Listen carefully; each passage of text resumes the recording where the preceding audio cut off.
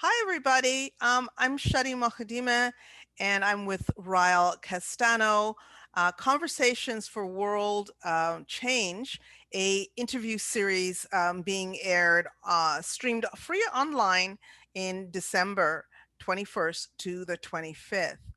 Ryel, we just love to give people a bit of a sense and a taste of what it is that you're going to be sharing with us during your interview. Tell us a bit about you and how you came to the work that you do and where it's taken you in your life. Yeah, sure. Yeah, well, honestly, I'd sort of just gotten by in my relationships. I can see looking back now how withdrawn and guarded and really unavailable I was for deeply relating with people in an intimate and vulnerable way. And then honestly, I had some real breakdowns in my relationships, primarily with my partner at the time. That really was the catalyst for me to start exploring the ways that I had been conditioned to be mistrustful or scared or resistant to really being seen in all parts of myself. And I came across an authentic relating workshop here in Boulder that completely blew me away within minutes. Literally within minutes, I had an experience that I knew was going to propel me probably for the rest of my life, and studying this practice, to learning everything I could about it, to living in it and by it, and learning how to convey it, share it, and teach it to others. And honestly, my very first experience there was the experience of being completely and totally welcomed in all parts of myself, every part of myself, and not only inherently deserving of being welcomed, but also for people to get curious about me, to want to know more about these parts of myself. And I remember very timidly starting to be vulnerable and share these aspects of myself, and how it created an experience of trust, of closeness, of intimacy, and of nourishment.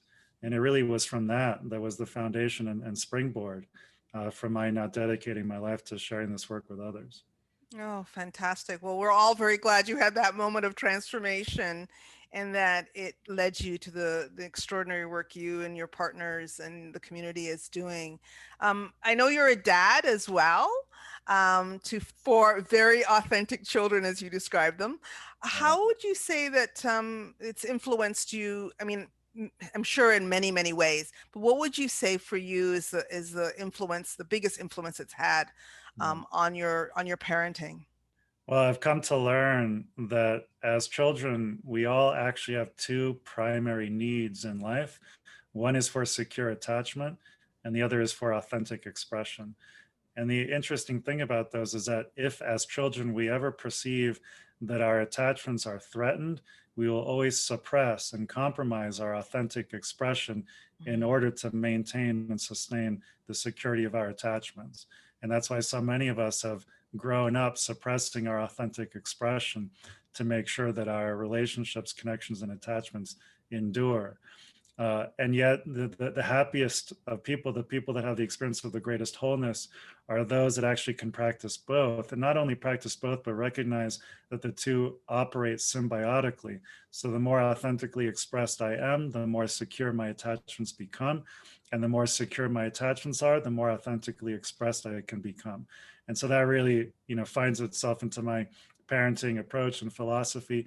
How can I create a space in which my children can be fully expressed and know that, in fact, the more expressed they are, the closer I am to them, the more I can see them, the more I can relate with them, the more we can collaborate and co-create on a deep, intimate, vulnerable, personal relationship together.